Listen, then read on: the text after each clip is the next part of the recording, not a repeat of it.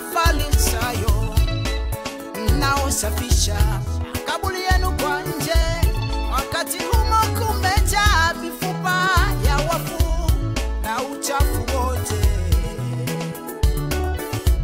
Hivyo imekuwa sasa kwa mshirika wa leo, ukimkuta kanisani akiwa anaomba, utakutana nena kwa lugha mpaka machozi yanamtoka.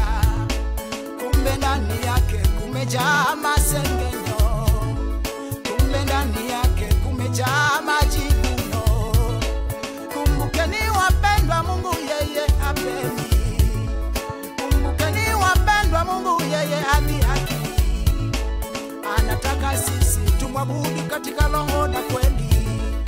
Anataka sisi tumwabudu katika roho